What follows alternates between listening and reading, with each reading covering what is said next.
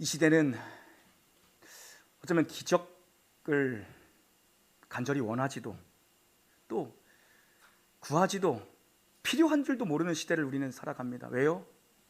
손가락 하나로 뭐든지 와라 가라 주문할 수 있는 시대고, 돈만 있으면 뭘 못하겠느냐라는 시대의 흐름 속에 사는 저희들이기 때문에 기적이 왜 필요한가, 무슨 기적인가 하는 그런 삶의 모습들로 살아간다는 것입니다. 그러나 여러분, 이 시대야말로 정말 기적이 필요한 시대입니다. 어떤 기적이요? 진짜 기적은 무엇입니까? 가장 위대한 기적, 가장 필요한 기적은 무엇입니까? 한 영혼이 예수를 믿는 것입니다. 한 사람이 예수 믿고 생명을 얻고 변화되는 것, 여러분, 그거보다 더 큰 기적은 존재하지 않습니다. 왜요? 여러분, 한번 생각을 해보시죠. 2000년 전에 한국 땅도 아니고 저기 팔레스타인 땅에서 우리가 본 적도 없고 보지도 못하고 볼 수도 없는 그 예수라는 젊은이가 옷이 벗겨진 채 십자가에 매달려 죽었는데, 그가 하나님이시다, 그가 나의 구원자다, 그가 유일한 영생의 길이다라는 것을 믿는 것, 우리가 다 그거 믿지 않습니까? 그걸 믿는 게 어떻게 여러분 기적이 아니겠습니까? 여러분, 우리가 이성이 없습니까? 생각할 줄 모릅니까? 분석할 줄 모릅니까? 그 일이 어떻게 내 안에 뚫고 들어와 생명이 되는가? 어떻게 예수가 나의 구원자가 되는가? 어떻게 그가 메시아이신가? 그가 하나님이신가? 이것이 어떻게 나에게 믿어지는가? 그럼 이거보다 더 큰 기적은 사실 없습니다. 어떤 거를 갖다 대봐도 여러분, 이거보다 더 큰 기적이 어디에 있겠습니까? 여러분, 예수님이 베푸신 기적은 기적 자체가 목적이 아니라 그것은 표적이다, 그것은 사인이다, 그것은 무언가를 가리키고 있다라는 것을 우리는 지금 살펴보고 있습니다.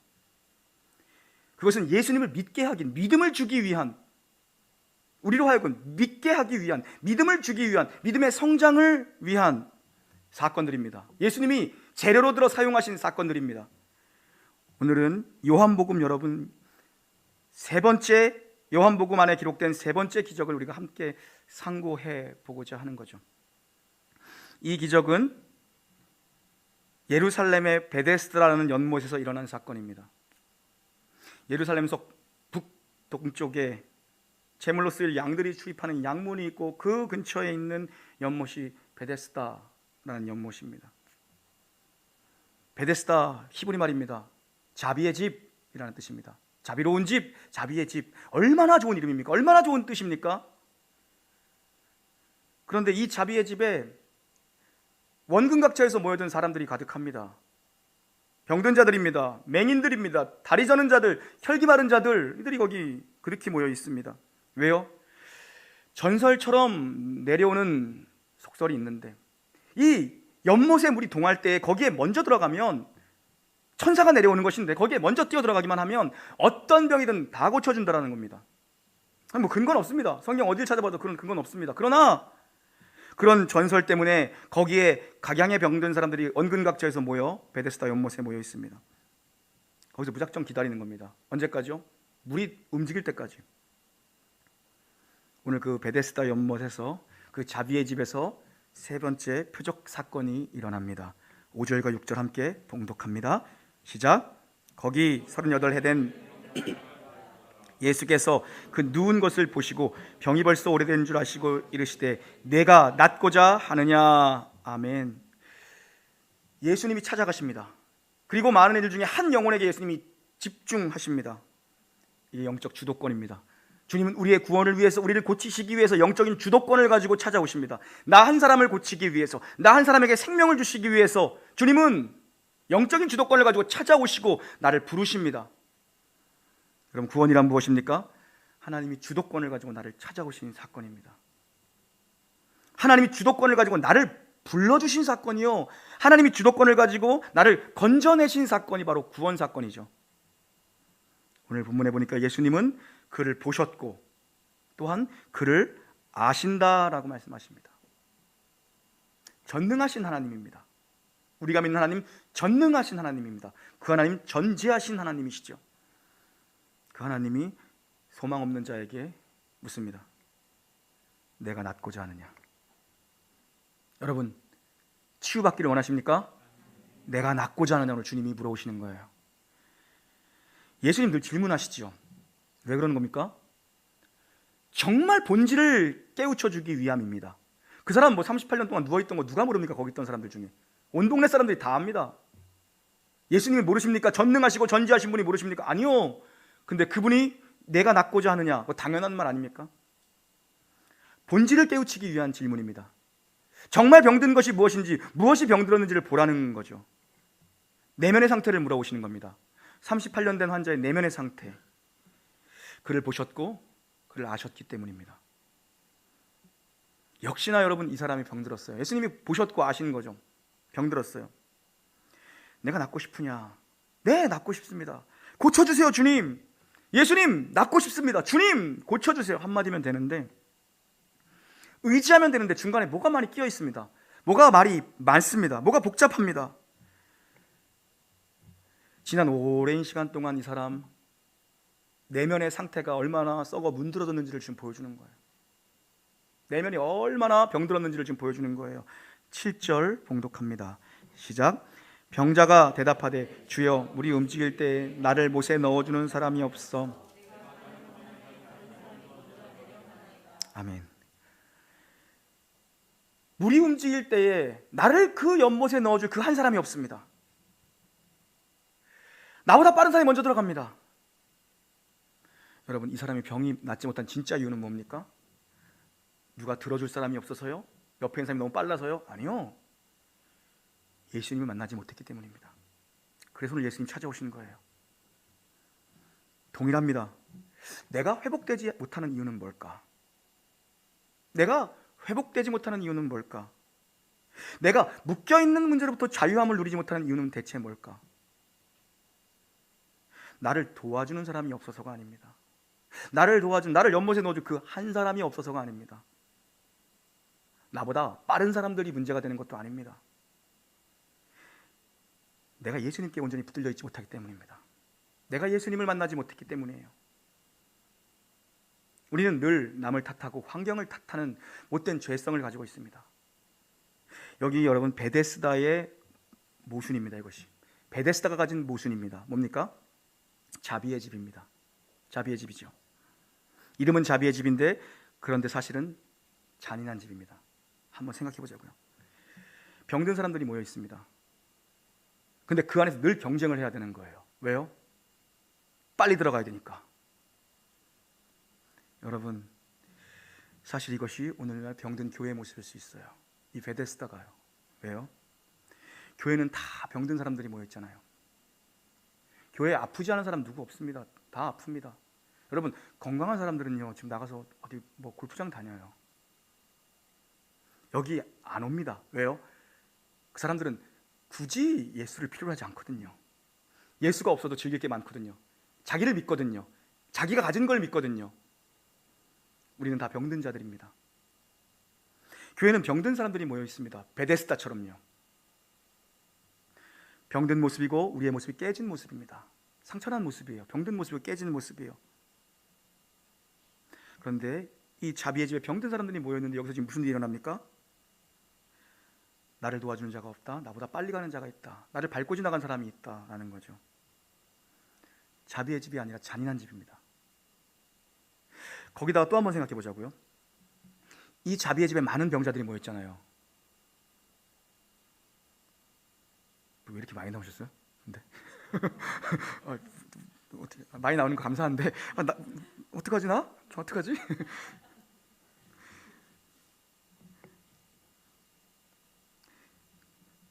잊어버렸네. 어디까지 했습니까, 김영광 집사님? 자비의 집까지 했습니다. 그 예배 연장은 항상 긴장을 하고 계셔야 돼요. 잊어버리면 도와줘야 되니까. 여러분 보세요. 진짜 중증 환자들이 들어가겠습니까, 우물에? 못 들어가요. 왜요? 조금 나은 사람이 들어갔겠죠. 몸 상태가 제일 먼저 들어가는 사람만 치유만 받는다는 전설이 있습니다. 제일 먼저 1등으로 들어가야 돼. 그러면 거기에 중증 환자들이 제일 급한데 그 사람들은 못 들어가는 거예요. 조금 나은 사람이 제일 먼저 퐁당 들어갔겠죠. 아니면 그 중에서도 좀 돈이 있거나 뭐 백이 있어가지고 뭐 보디가드 하나 붙인 사람이 먼저 들어갔을까요? 힘 좋은 사람으로. 교회도 이럴 수 있다는 거예요. 뭡니까? 은혜 받고 평안한 쉼을 누리고 서로가 용납하고 관용으로 넉넉한 자비의 집이 되어야 되는 것이 교회입니다. 그런데 우리가 이 이상하게 우물 하나 파놓고 옆 사람이 경쟁자가 되고 적이 되고 편이 든다. 병든 거예요. 이상한 우물 하나 파놓고. 그 전설이에요. 맞지도 않, 진리가 아니라고요. 파놓고. 여러분, 교회는 주님을 만나러 오는 것이죠. 주님의 말씀을 들으러 오는 것입니다. 그리고 주님 맡기신 십자가를 지러 오는 것입니다. 그 주님을 예배하러 오는 것이고, 그 주님의 꿀송이보다 단 생명에 이르는, 구원에 이르는 그 말씀을 들어오는 것이고, 또 하나 뭡니까? 주님이 맡기신 십자가를 지러 오는 것입니다. 그런데 그게 변질되면 본질에서 벗어납니다. 지금 이 사람의 대답이, 예수님의 본질은 무엇입니까? 내가 낫고자 하느냐? 네가 생명을 얻고자 하느냐? 네가 고침받고 싶지 않느냐? 예, 주님, 저 낫고 싶습니다. 저 고쳐주세요. 근데 이 사람의 대답은 너무 병이 들었습니다. 학벌이 없어서 안 되고, 나 집에 돈이 없어서 안 되고, 부모가 나를 못 밀어줘서 내가 안 됐고, 남편이 어때서 내 인생이 안 되고, 내가 병든 거예요. 내가 병든 거라고요. 흙수저라 안 되고 내가 병든 거예요. 주님이 함께 하시는데 사람 때문에 안 되는 게 어디 있습니까? 다윗이 사울 때문에 안 됩니까? 다윗이 골리앗 때문에 안 됩니까? 아니요. 주님이 함께 하시면 그 돌멩이 5개 들고 나가는 겁니다, 여러분. 내가 병든 겁니다. 주님이 이자에게 물어보시는 겁니다. 내가 낫고자 하느냐? 네, 주님, 저 낫고 싶어요. 주님, 고쳐주세요. 그거면 되는 겁니다. 여러분, 우리가 이 시대에 정말 어떤 사람이 되어야 됩니까? 교회 다니는 사람이 아닙니다. 우리는 교회가 되어야 됩니다. 여러분 자신이 교회로 서 있어야 되는 것입니다. 하나님이 뜨겁게 계속해서 몰아치도 주시는 마음이 있어요. 교회 오고 가는, 교회 다니는 사람들, 교회 어디 헬스장 모집하는 것처럼 그런 게 아니라 뭡니까? 저들이 어느 곳에 있든지 교회가 되게 해라. 어느 곳에 서 있든 초막이든 궁궐이든 교회가 되게 해라. 뜨겁게 몰아치시는 것 같아요, 여러분. 진리이신 예수 그리스도가 내 안에 계시고, 생명이신 그분이 내 안에 계시고, 그분의 생명의 말씀이 내게 있고, 그분의 몸인 교회가 우리에게 주어졌고, 소망의 복음이 나에게로 왔는데 뭡니까? 수고하고 무거운 짐진 자라 다 내게로 오라. 예수님께 오라는 겁니다. 주님께로 오라는 겁니다. 다 주님께로 오라는 겁니다. 그럼 고침을 받는다. 너를 들어줄 그 한 사람이 없는 것이 문제가 아니다. 너보다 빠른 놈이 있는 게 문제가 아니다. 내게로 와라. 내게로 와라. 십자가 앞으로 나오라는 것이죠. 그러면 고침을 받는다라는 것입니다. 이 사람의 내면을 주님께서 물어보신 겁니다. 너 고쳐져야 돼. 낫고자 하느냐? 나오라는 거죠. 이 사람에게 있었던 기준은 무엇입니까, 여러분? 오늘 이 사람에게 있었던, 자기가 판단했던 기준은 무엇입니까? 나는 도와주는 자가 없어서 안 됩니다. 그리고 난 너무 느리네요. 나보다 빠른 자가 있어서 안 됩니다. 그럼 그걸 뛰어넘는 게 믿음입니다. 난 이거 내가 쓰면서도 와, 이거 진짜 멋있다. 이거 여기서 아멘하고 막 사람들 은혜 받겠지 했는데, 뭐도 아멘 안 하고 은혜 안 되고, 인터넷도 조용하고, 샌드위치 드시나? 인터넷도 조용하고, 10초를 기다려봐도 조용하고, 10초 딜레이라면서요? 조용하고, 누가 좀 꺼내서 김영건 선생님 지금 거기서도 보내주고, 아멘도 안 하고, 이거 교회가 이거 도대체 어떤 교회는 왜 베데스다라고 이름을 줬는지 모르겠어. 베데스다 좀 약간 좋은 거 아닌 것 같은데, 예수님이 계셔야 진짜 베데스다가 되는 거예요, 여러분. 이 환자에게 38년 동안 누워있던 이 환자의 내면은 너무나도 병이 들었어요. 그래서 이 환자가 가지고 있던 기준은 뭡니까? 나는 나보다 빠른 사람 때문에 안 되고, 나는 나를 도와주는 그 한 사람이 없어서 안 되는 거야. 자기 가지고 있던 기준이죠. 여러분, 그거 정말 뛰어넘는 게 믿음이에요. 보세요. 굉장히 싸워야 되는 믿음이 그 싸움입니다. 믿음의 싸움은 그걸 하는 거예요, 여러분. 부부가 부부싸움을 특히 신혼 초기에 많이 하셨잖아요. 안 하셨나 봐요. 김명식 집사님 안 하셨나 봐요. 안 했을 것 같아요, 여기는. 그래서 몇 번 했잖아요. 몇 번 했잖아. 왜 싸우는 겁니까? 내가 살아오던 기준이 있죠. 내가 25년, 30년 동안 살아오던 기준, 내가 부모 밑에서 배웠던 우리 집안의 기준이 있습니다. 이 사람 거랑 너무 다른 거야. 싸우죠. 많이 싸우지 않습니까? 기준이라는 건 내 사고의 틀 안에서 발생되는 겁니다. 내 경험의 틀 안에서 기준이 세워져요. 마찬가지입니다, 여러분. 내 정의가 언제나 옳지 않습니다. 옳지 않습니다. 왜요? 우리가 다 병든 자이고 우리가 다 죄인입니다. 무슨 선한 것이 나옵니까? 사람에게서. 그러죠? 언제나 옳을 수가 없습니다. 가끔 옳을 수도 있겠죠. 언제나 옳을 수 없습니다. 그래서 예수님께서 내가 낫고자 하느냐? 예수님 앞에 나오라는 겁니다. 그분은 완전하게 옳으신 분이고 그분은 완전한 선이시기 때문에 그분 앞에 나오라는 것입니다. 십자가 앞에 엎드리라는 거죠. 십자가에 나를 못 박으라는 겁니다. 왜요? 십자가 앞에 나아가 내 짐을 풀었네. 거기서부터 흘러넘치는 게 있습니다. 그 십자가 앞에 엎드릴 때, 그 예수 그리스도의 십자가의 보혈 앞에 깊이 침수될 때에 나오는 한 가지가 있습니다. 십자가는 어떤 것입니까? 하나님의 거룩한 공의와 하나님의 어쩔 수 없는 그 사랑이 만나는 곳이 십자가입니다. 사랑이 무엇입니까? 거기서부터 흘러나오는 무언가가 있습니다. 십자가에서 쏟으신 그 사랑이 거기서부터 흘러나오죠. 그래서 다시 복음 앞에, 다시 십자가 앞에, 다시 예수 그리스도 앞에 서 있을 때에 거기서부터 흘러나오는 진정한 하나님의 사랑을 우리는 경험하게 되는 것이죠. 대체 사랑이 무엇입니까? 모르겠습니다. 하지만 정의를 넘어선 그 무언가입니다. 사랑은 우리가 옳다라고 여기는 정의를 넘어선 그 무언가가 사랑이에요. 말로 담을 수 없는, 인간의 언어로 담을 수 없는 그 무언가, 그게 십자가의 사랑이죠. 그게 주님의 사랑이죠. 십자가 아래에서만 우리는 그 사랑을 경험하고 그 사랑에 우리가 흠뻑 젖을 수 있고 그 사랑을 우리가 흘려보낼 수 있습니다. 십자가. 여러분, 오늘 본문 바로 뒤의 내용이에요. 10절 한번 읽어보시죠. 10절 말씀 찾고 10절입니다. 시작.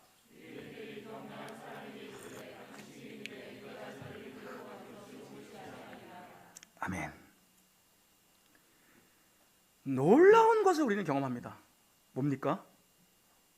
38년 동안 엎어져 있던 사람이 지금 일어나 걸어다닙니다. 그거를 본 유대인들의 반응이 무엇입니까? 네가 어떻게 일어났냐? 이런 기적을 봤나? 박수 쳐주고 하나님 영광 올립니까? 아니요. 야, 안식인데 너 왜 다녀? 상상할 수 없는 반응이 나옵니다. 야, 안식인데 네가 지금 어딜 돌아다녀? 안식인데 누가 너를 고쳤어? 여러분, 38년 동안 일어나 본 적이 없는 사람이 일어났습니다. 그 기적을 보았는데 유대인들은 어떻게 나옵니까? 안식일에 누가 돌아다니래? 이 얘기를 합니다. 여러분, 이 베데스다의 세팅을 보십시오. 1절이 뭡니까? 1절 안 읽으시죠? 1절 뭡니까? 유대인의 명절입니다. 그리고 2절 뭡니까? 양문입니다. 제사 드리는 양들이 들은 양문입니다. 유대인의 명절, 그리고 양문, 행각이 5채, 거기에 안식일이라는 세팅을 갖다 두고 일부러 예수님이 거기로 간 것입니다. 왜요? 너희들의 기준에는 지금 안식일에 병이 나오면 안 된다라는 기준을 가지고 있구나. 너희들 틀린 거야. 왠지 아니? 진정한 안식, 진정한 생명, 진정한 구원은 바로 나야. 여기서도 아멘이 엄청 나올 거라고 생각을 했는데 역시 주님은 저의 기대를 또 무너뜨리시는군요. 겸손케 하시기 위해서. 여러분, 스크루테이프의 편지 읽어보셨나요? 대장 마귀가 조카입니다. 조카, 신참 마귀. 자기의 조카이면서 신참 마귀에게 쓰는 서신입니다. 그게 책이에요. C.S. 루이스의 엄청난 영적인 통찰력이 담겨 있죠. C.S. 루이스는 변증학자입니다. 그가 통찰력을 가지고 썼습니다. 크리스천들이 언제 제일 그 믿음이 강력한 줄 아느냐? 교회가 언제 제일 강력한 줄 아느냐? 자기가 아무것도 아니다라고 자기를 부인할 때 그의 믿음이 가장 강력해진다. 여기서 아멘 나올 거라 생각 안 했는데.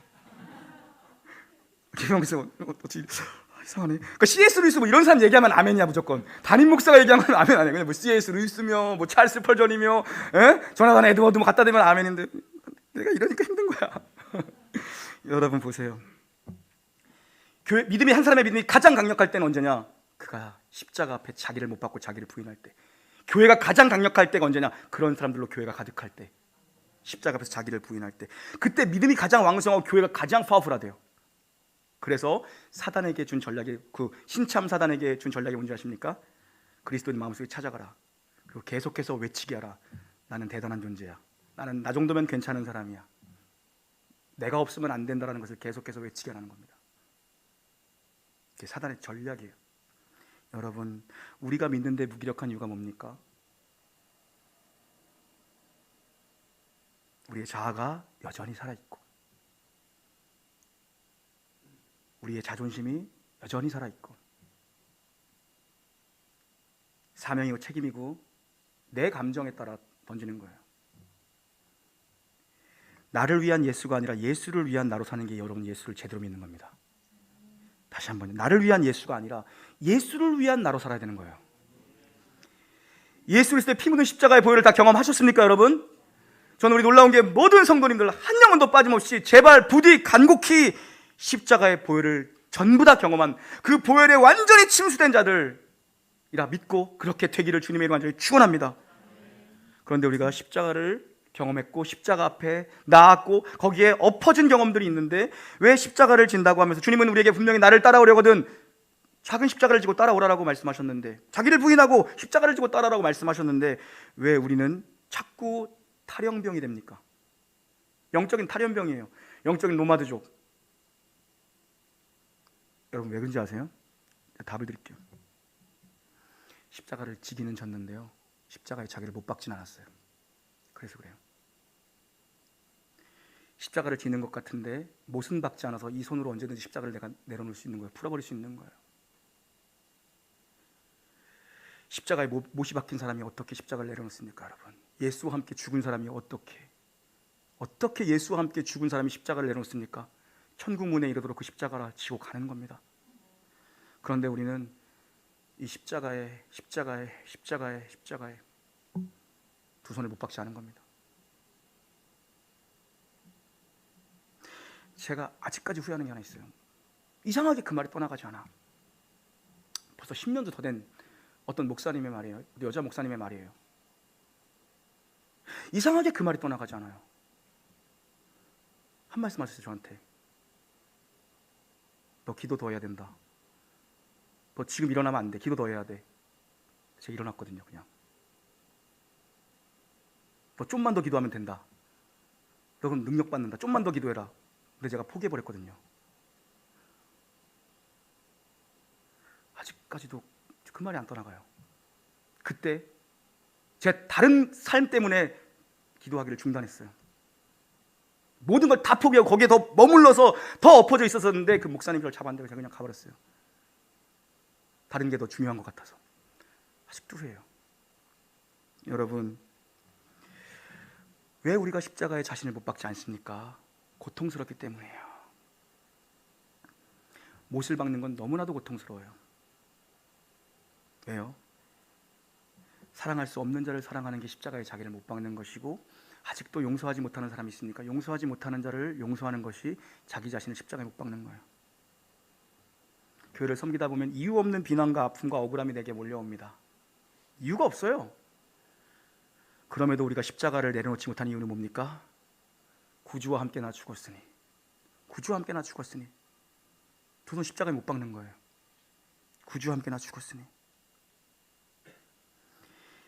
십자가의 못을 받고 피를 흘릴 때 그때 주님의 능력이 극명하게 드러납니다. 그거를 스크루테이프가 알잖아요. 사단이 알잖아요. 우리는 완전히 못 박지 않았기 때문에 언제든지 내려놓을 수 있고 언제든지 타령할 수 있어요. 17절 보십시오. 17절 있습니다. 17절 시작.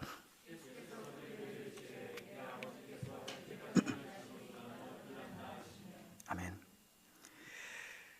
아버지께서 일하신다. 그러니 나도 일한다. 너희들은 지금 안식일에 병을 고쳤다라고 이것 가지고 나를 죽이려 하는구나. 너희들은 거기에 매여 있구나. 율법은 생명을 살리려고 주신 것이다. 살리는 방향으로 주신 것이 법이다. 그래 너희는 왜 그걸 가지고 죽이는 방향으로 가는 것이냐? 법은 살리기 위해 있는 것이다. 진정한 안식, 참 생명, 그 안식이 아직 이루어지지 않았기 때문에 성부 하나님, 아버지가 일하신다. 그래 나도 일한다. 나도 쉴 수 없다. 여러분, 이게 믿음입니다. 뭡니까? 하나님이 원하시면 누가 뭐라 그래도 감당하는 거예요. 십자가 지고 하나님이 원하시면 누가 뭐래도 감당하는 거예요. 그게 사명이고 그게 하나님의 동역자입니다. 그게 동역자예요. 여러분, 결국 내 믿음이 진짜 능력, 정말 참된 능력을 내 믿음이 발휘하기 위해서는요, 나의 영향력이 줄어들고 성령님의 영향력이 내 안에서 극대화되어야 됩니다. 교회의 폭발적인 능력이 일어나기 위해서는요, 사람이 보이지 않고 십자가가 보여야 돼요. 우리 가끔 휘장 좀 한번, 이사 가면 휘장만 해볼까요? 설교 탁 시작하고, 나를 위해 죽으신 예수 그리스도와 함께 내가 십자가에 못 박힐 때, 그때 진짜 그리스도만 보이죠. 그때 내 믿음이 진짜가 되는 겁니다. 그때 교회가 진짜가 되는 거고요. 그때 가정이 살아나요. 가정에 십자가가 딱 세워졌을 때, 그때 가정이 진짜 살아나는 거고요. 교회의 중심에 십자가가 딱 세워졌을 때, 오직 예수 그리스도 십자가 복음, 그때 교회가 살아나고요. 내 개인의 인생에도요, 십자가 앞에 나와 내 짐을 풀었네, 신앙의 중심 십자가 딱 서면 거기서 부활 승리를 맛보는 거예요. 십자가 없는 영광은 없습니다, 여러분. 38년 된 병자가 회복되는 길은 한 길뿐입니다. 우물가에 뛰어들어가는 게 아니에요. 예수님 만나는 거예요. 예수님께만 그 길이 있다고요. 예수님이 안 계신 베데스다, 거기는 아무런 회복도 아무런 자비도 없습니다. 참 자비이시고 참 은혜이신 그리스도께서 오셨을 때 거기는 정말 베데스다가 되는, 자비의 집이 되고 은혜의 집이 되는 것이죠. 여러분의 가정에 예수님 중심에 모시고 회복과 치유가 일어날 줄 믿습니다. 8절 9절 읽고 마칩니다. 시작. 그 사람이 곧 나아서 이날은 안식일이니. 아멘. 너무 명쾌합니다. 예수님 설득하지 않습니다. 설교하지 않습니다. 38년 된 병자에게 주시는 명령입니다. 일어나 들고 걸어가라. 눌러 앉아있는 문제의 자리를 박치고 일어나라. 그리고 들고 걸어가라. 일어나 걸어가라는 것입니다. 새로운 자리, 병든 자리에 머물러 있지 말고 일어나 가라는 것입니다. 일어나 걸어가라. 사명의 길로 가라. 예수께로 가라. 예수님 방향으로 걸어가라. 사명의 길을, 십자가의 길로 계속 걸어가라는 거죠. 자기를 묶고 있던 오래된 문제들, 낙심과 좌절, 두려움, 이런 것들 다 떨쳐버리고 자리를 털고 일어나라. 그리고 가라는 겁니다. 여러분, 기적을 가로막는 건 불순종입니다. 순종은요, 장애물을 걷어치우게 하고요, 기적을 경험하게 합니다. 우리에게 기적이 일어나지 않는 건 말씀이 들려오는데 그걸 불순종으로 가로막고 있기 때문이에요. 믿음이란 말씀을 듣는 겁니다. 그리고 들려오는 말씀을 붙들고 일어나 가는 겁니다. 믿음은 움직이는 겁니다. 여러분 마음속에 주님의 음성이 들리면 그 한마디 말씀을 붙들고 일어나 가는 겁니다. 예수가 계시지 않는 베데스다, 무자비한 집입니다. 예수님이 계셔야 됩니다. 예수님 바라보시고 그때 자비가 없던 내게 자비가 흘러넘치는 것을 여러분 보게 될 겁니다. 예수님이 십자가 앞에 서 있을 때 은혜가 내 안에서 흘러넘치는 것, 자비가 내 안에서 흘러넘치는 것 보게 되죠. 거기서 치유가 일어나고 기적이 일어나고 회복이 일어납니다. 여러분 낫고 싶으십니까? 예수님께 모든 문제를 내어 맡기십시오. 오늘 예수님의 말씀이 여러분의 심령에 나팔 소리처럼 울려 퍼지기를 주님의 이름으로 축원합니다. 찬양하시죠.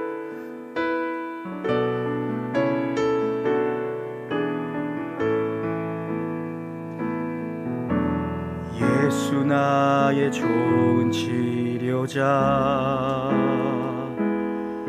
그의 눈이 머무는 곳은 나의 슬픔과 고통, 고개를 들어 그의 눈을 볼 때에 난 알았네. 예수 나의 좋은 치료자. 처음부터요. 예수 나의 좋은 치료자, 그의 눈이 머무는 곳은 나의 슬픔과 고통, 고개를 들어 그의 눈을 볼 때에 난 알았네. 예수 나의 좋은 치료자. 예수 나의 좋은 치료자. 예수 나의 좋은 치료자, 그의 손길이 닿는 곳은 나의 상처와 영원히 흐를 것 같던 눈물 다 멎었네. 예수 나의 치료자. 나 노래하리라. 나 노래하리라. 선한 나를 돌아보신 구세주를 찬양해 하늘 닿는 곳까지 내 손 들리라. 예수 나의 치료자. 나 노래하리라. 노래하리. 천한 나를 돌아보신 굳세 주를 찬양해 하늘 닿는 곳까지 내 손 들리라. 예수 나의 치료자. 나 노래하리라. 천한 나를 돌아보신 주님, 굳세 주를 찬양해 하늘 닿는 곳까지 내 손 들리라. 예수 나의 치료자. 나 노래하리라. 나 노래하리. 천하디 천한 납니다 주님. 굳세 주를 찬양해 하늘 닿는 곳까지 내 손 들리라. 예수 나의 치료자. 예수 나의 치료자. 예수 나의 치료자. 예수 나의 치료자. 예수 나의 우리 예수 고백합니다. 예수 나의 치료자. 예수 나의 치료. 예수는 나의 치료자. 예수 나의 치료자. 우리의 유일한 치료자, 좋은 치료자 되시는 주님, 정말 천한 저입니다. 천한 저희들입니다. 그리스도의 십자가가 아니면은 오늘을 살 수 없고 내일을 보장하지 못하는 저희들입니다. 저희들 찾아와서 봐주시고 저희들 아픔을 아시는 주님, 생명 주셔서 감사합니다. 하늘 닿는 그곳까지 십자가를 지고 주의 길을 걸어갈 수 있도록 저희 모두에게 은혜 더하여 주시옵소서. 십자가에서 우리를 살리신 우리 구주 예수님의 이름으로 감사기도 올리옵나이다. 아멘.